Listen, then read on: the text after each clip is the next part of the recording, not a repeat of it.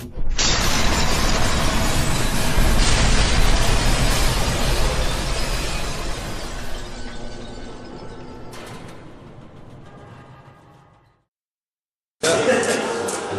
guys, Laceface here with another Tyranid video for you, and today I'm going to do my second ever Batrep, and I'll be playing this guy.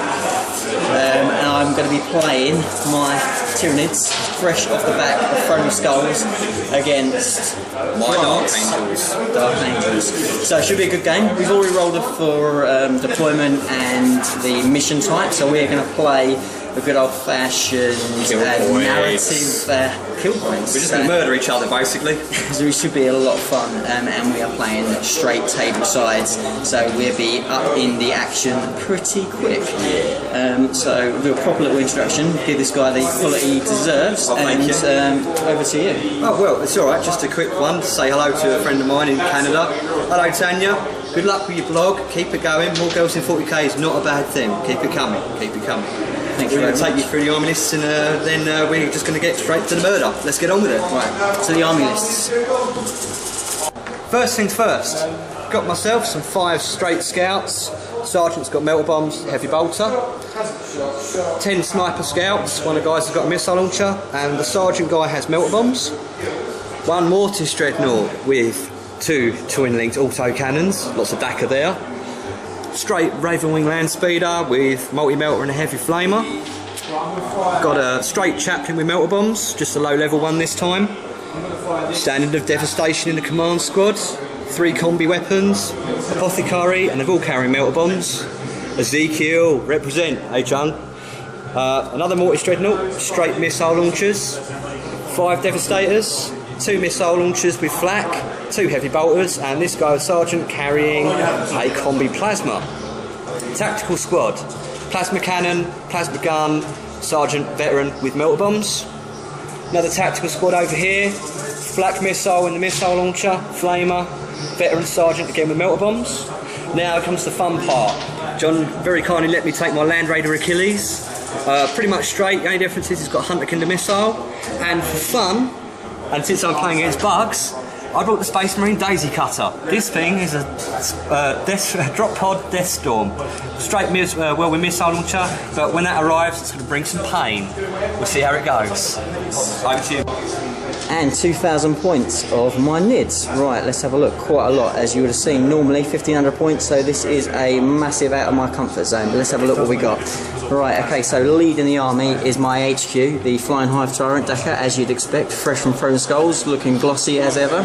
And he rolled off on his psychic powers, and I went for Dominion just to give that Synapse Web that extra boost. And he has also got Onslaught as well, which will be very handy. In the other HQ slot, his brother, the other DACA Tyrant, is sitting here with his twin-linked Devourers, as always, and he got exactly the same loadout, so it's going to be nice and easy to remember there, which is handy. Then if we go on to troop choices, not been around since the new codex because his tax makes him a bit more expensive, but we've got the Turvegan just standard as he is with his Turvegan tax of 30 gaunts, and we've got 10 in there with Devourers, and I have invested in Hive Commander to give my ability to get these guys out flanking, which should be quite fun. So let's go on to the other troop choices. I've got my warriors, so we've got 3 standard warriors with Death Spitters, and I have another unit over here which form part of my formation, and I have the Exocrine and the Biovores to make that up. And if you haven't seen it already, basically the cheesiness that this gives me is re-rolls to scatter when in range of Synapse, which will be pretty cool. Then I have in my fast attack the Hive Crone, and no upgrades there, just basic, and should be nice and fun against all that mech. And I have the 2 heavy hitters here. We have the Morlock. I was hoping for a bit of Deathwing, but never mind, he's going to have to get his fill some other way. And I have my buff Trigon Prime for a little bit of extra Synapse, and he is buffed up to 315 points giving him all the nastiness that allows him to instant death on a 6, give himself a +3 initiative, and he's got the Muir's cannon as well. So that is, oh, one last thing, and I have the Venom Throat. How could I forget this guy? Never leave home without your Venom Throat. And that is my 2,000 points of Tyranids, and we'll see you next at the deployment. Right, so deployment, let's have a little scan over, and first of all let's have a look at the Dark Angels, pretty much castled all in this corner, lots of their heavy hitters all around here looking mean and ready to go, and we've got some Devastators and nasty stuff all castled up in the ruins, so that's looking pretty cool. Over here we have another little castle full of another Dreadnought, some Scouts, all looking pretty ready to go there. Lots of open space in between. We'll have a little quick look over at the Nids, and pretty much mirror image. We've got over here, we've got all the warriors and the formation hiding around the ruins, grabbing cover with the Venom Throat, being cheesy as always. Servgun sitting out in the middle, expected to try and get cover off that. You're lucky, mate. And then we've got the Hive Tyrants again hiding behind there, ready to take flight. And it is not night fighting, and so we'll see whether it comes in first turn. And good luck, Grant. All the best, epic handshake, and let's go for it. Do you want to see whether you steal on his go for it. Ready for this? That's a no. No, so it goes to turn 1 Tyranids. I'll see you at the bottom of turn 1. So, bottom of Tyranid turn 1. Thankfully, Grant didn't steal the initiative, so that was a bit of a sigh of relief for me. And everything came marching up, took a risk. Both Flyrants put onslaught on the Turbogun and the Exocrine, which helped a lot, and then flew forwards. Everything else pretty much stayed where they were, all castled up in those ruins. Rolled really well on my run rolls with both the Turbogun and the Exocrine. The Bivores did what Bivores do best and put some nice pies into this unit, which pretty much half them, which was pretty good. And the warrior with the Barb Strangler underneath did some damage as well, which was pretty handy. The Exocrine star so far took his blast after managing to get in range due to a really good run roll, and he put some damage into the command unit, but due to feeling a pain they did alright, stood pretty strong. And then the always reliable Dakar Tyrants piled their shots into the Devastators that were, they're gone. They were once in their ruins, and it did take the full both 24 volleys to get rid of them, but they're gone, which does avoid a little bit of flak for me and a little bit of light relief potentially, but still a lot of pain is now going to come my way as we roll into Dark Angels turn 1. Right, bottom of turn 1, Dark Angels. Really good turn for the Dark Angels. They pretty much hit back with vengeance. In came the drop pod, smashing down and causing an absolute bag, a ton of damage on this unit, but due to the cheesiness of the Venom, very much did nothing. In fact, it just took 1 wound off the Bivore, which I was lucky, because actually it would have brutalised that unit if it wasn't for the Venom. So well done, Venom, you've earned your points already. But what did happen was, just due to sheer volume of shots, due to the Banner of Devastation, the Warlord Tyrant that was right about there is long gone. He got annihilated with a combination of the main unit as well as the Dreadnought in both sides. Absolutely mortising the hell out of him, and he went down. Actually, to be fair, I was pretty unlucky on one saving throw where I had 4 saves to made. I rolled 3 ones, so to be honest, he deserved to go down. The Scouts fluffed their lines over there and did nothing against, pretty much nothing against the other Tyrant. He passed his grounding test and he was fine. The X-Prime took a little bit of a beating and lost a couple of wounds. He's down to 3. And then the Thunderfire cannon from the Dirty Achilles didn't do a great deal to the Turbogun, but managed to just scratch him a little bit. The multi-melters Unfortunately, due to a little bit of cheesy cover from me, only managed to do one wound, but still the Tervigon's a bit scratched up, so he's not going to like that very much. And that pretty much sees the end of turn 1, so we'll see you at the bottom of turn 2 Tyranids.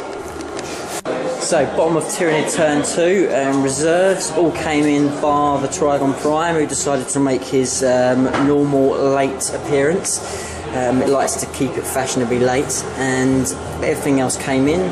The Gaunts all came in on this table wedge here, and the Crone flew in and is set the stage in the middle, and then the Morlock came in here. Morlock came in, did very well, moshed most of the unit there, leaving 2, passed their break test. 3. Technically 3. Yeah, there's one guy here, look, see? Yeah. One still hiding there, just clinging onto his backside as the Morlock came up, but thankfully for a change he didn't mishap, and he's sitting there ready to take a fistful of shots from the Marines. Then what else happened? Well, we got the onslaught on the Tervigon, so he carried on running forward as fast as he could, and the Hive Tyrant, who is well over here, came out of fly mode and had his sights set on Zikio's unit, so he came in there. The unit back here castled and hiding like cowards in their ruins, put more volleys into the Marines over here, did pretty nicely against them, but cover's done okay. Last Dreadnought stunned it? Yeah, so the Exocrine had a bit of a quandary. Did he take this guy out and risk the Jinx save, or did he go for this nasty Dreadnought that's going to cause all sorts of trouble to the Hive Crone and no matter what else next turn? So he directed his fire on there, did pretty poorly, but managed to get one pen through, which has stunned the Dreadnought, which should hopefully give me a turn respite against him. More or less, that was nothing else that happened in the shooting phase. The Hive Tyrant unloaded into Zikio's unit that basically just laughed it off, losing just 1, and then the assault came in, and the assault went pretty well for the Hive Tyrant. He issued a challenge. Zikio stepped back and said, "Go on, Sunshine, fill your boots," and the Hive Tyrant cut him down with his first attempt. But those 2 are still stuck in a challenge, which gives me a little bit of respite as I get ready to eat Zikio for breakfast next turn, but also gets me out of the range of this big beastie that will be mowing me down most certainly. So exciting stuff for the Tyranids, but a lot still to do for the Dark Angels as we go into Dark Angels turn 2. So, bottom of Dark Angels turn 2, and not too bad turn for the Dark Angels. They pretty much put all their fire into the Tervigon, and he soaked up a lot. He did pretty damn well, but actually eventually it was just a bit too much and he went down. So Tervigon went, and that gave Dark Angels another kill point there. More or less nothing much else happened. They did pile the shots from the nasty little drop pod that I decided to ignore at my peril. It took 8 wounds off this unit here, who then turned tail and ran away. So not so great there. The land speeder ran in as if I knew it would, and put his flamer into the warriors, took a wound, but the multi-melter I managed to pretty much extinguish with my great cover save. We went into combat, as you can see from the Hive Tyrant that's sitting here, and no Zikio sitting here. That was pretty good combat for him, even though it could have been very different. The Zikio did try and charge his false sword, because he did take a wound off the Tyrant, but failed to charge it, and then the Hive Tyrant ate him for breakfast. The first time I think it was died against Tyranids. So eaten or stepped on by Carnifex. yeah, so it was a decent turn for Dark Angels, but now they've got a lot of threat in their deployment zone, and it could be quite a horrendous turn, but we'll see. Normally this is when things go wrong, so we'll see how it goes. So going into Tyranid turn 3. So bottom of Tyranid turn 3, and a good turn for the Tyranids. We really kind of rounded up the loose Dark Angels and made them pay. We basically, these guys re-rallied, got a lucky, just managed to get in range of Synapse, so they re-rallied auto. We put Onslaught on them, which managed to get them in range of those Space Marines. We dealt with them. which was pretty hard for them to deal with, so there are 2 left. The Hive Tyrant then turned round along with the Morlock and charged the Land Raider. I thought it would take both, and it did. We just about smashed it open. Didn't explode, so the scouts just flopped out there, and they're looking pretty damn scared there, as they got 2 big gribblies bearing down on them. It's not the ideal place to be for it. No, exactly. Over here, the land speeder got charged by these warriors. He just about dealt with it, only just took it out. The Exocrine turned round and thought enough is enough, and the nasty, dirty drop pods went a Burton from shooting from there. If we kind of pan round, eventually he decided to drop in.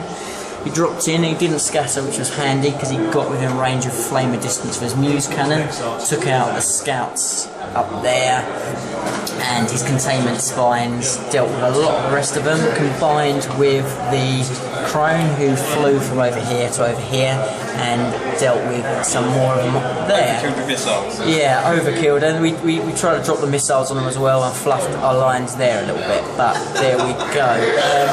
And that pretty much is it for Tyranids. So going into Dark Angels turn 3, it is kind of the last stand for the Dark Angels, but who knows, with my rolling we could still see a late comeback, but it's going to be tough from here on in. So going into Dark Angels turn 3. Back into Dark Angels turn 3, it was short and sweet, but they still managed to do a little bit of damage. They are not going out without a fight.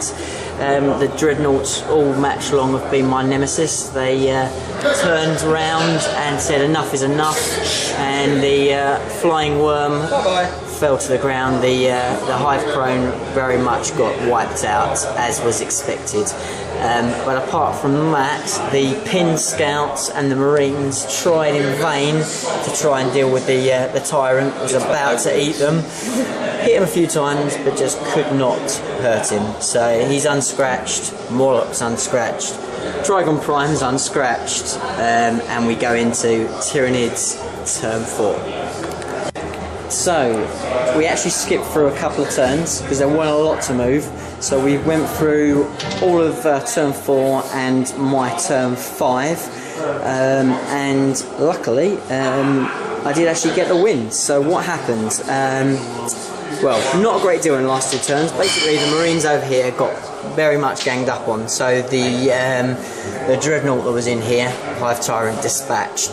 The Dreadnought over there, he then jumped over with the Trigon Prime. Even though the Trigon Prime pretty much fluffed his lines, couldn't get in combat to save his life, even with fleet. And got a face full of crack missiles. And got a face full of crack missiles in the process. He couldn't get there, but the Hive Tyrant, after seeing his buddy go down first turn, was on a mission from the Hive Mind and went after pretty much the entire army last couple of turns.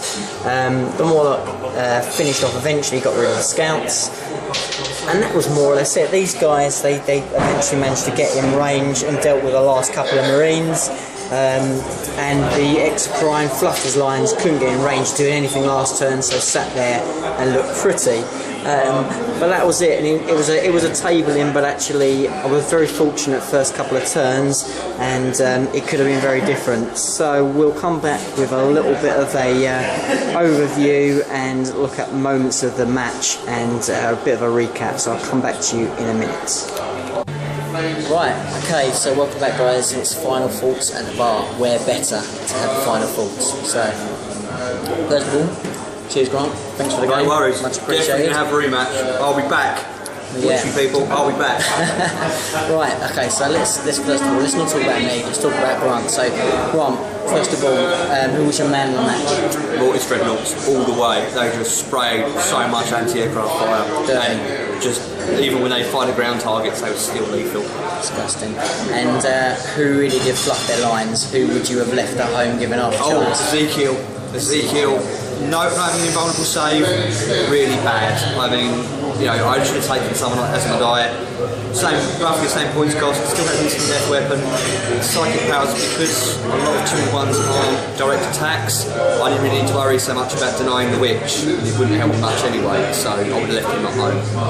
If you could change your list and bring something different, what would you have brought? What would you have changed it with if you knew what my list was in advance? I probably would have taken the Land Raider Achilles. It's perfectly honest.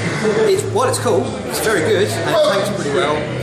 Cheap Land Raider, available with squeeze a few more points for something maybe like a Destructor, cheaper or another Whirlwind, you know, Orange okay, Death Storm. Would have done better if I'd have landed it by the time it wasn't getting into up. It had the fear factor, I was scared of it. Yeah, it's nasty. Expect those in tournaments, people, because they will come. Yeah. They are a proper daisy cutter. I think that, yeah, I mean, particularly if I had Swarm, it would have, it could have been a lot more nasty. Oh, yeah. A lot more nasty. And as far as if you took the same list again, what mistakes did you make? Did you, tactically, what would you have done differently, or was it just due to the fact that what was it? Well, I mean, you know, I did have some good successes. You know, mulching that flying hive tyrant, killing the warlord, which was good. Yeah. Just with all the bolt fire, never underestimate the standard of devastation. Yeah. People say it's beardy, it's not. It really is the equaliser of the playing field. But I probably would have just given the guys basic bolters because they never got to use their combi weapons. The chaplain was just basically a human meat shield like a body class for us. Ezekiel didn't work out too well. Never mind, these things happen. More lads cannons and a lot more plasma. Yeah, definitely. Well, I mean, from my point of view, I think star of the show for me was the second Hive Tyrant. A warlord took the bash and he went down, but that gave me the opportunity with the second Hive Tyrant to do what he does best. Dealt out a lot of pain, and he probably got his points back about 3 or 4 times over. Well, Land Raider Achilles is what, 325 plus the missile, so yeah, so he was, I'll say, he was definitely the man of the match. But again, I've got to say, hands off. And again, if you're a Tyranid player, do not leave home without a Venom Throat, because that guy is worth 10 times his points. Yeah. For a 40-50 point model, that guy will save you so much pain. Yeah, and when that Death Storm landed, if it hadn't been for that stupid Venom Throat, I would have killed a lot more stuff. Definitely.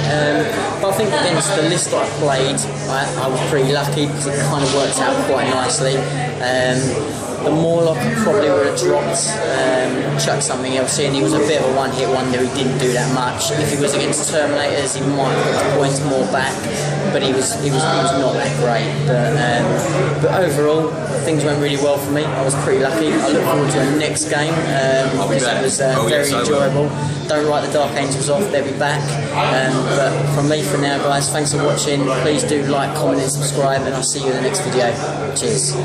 Bye-bye.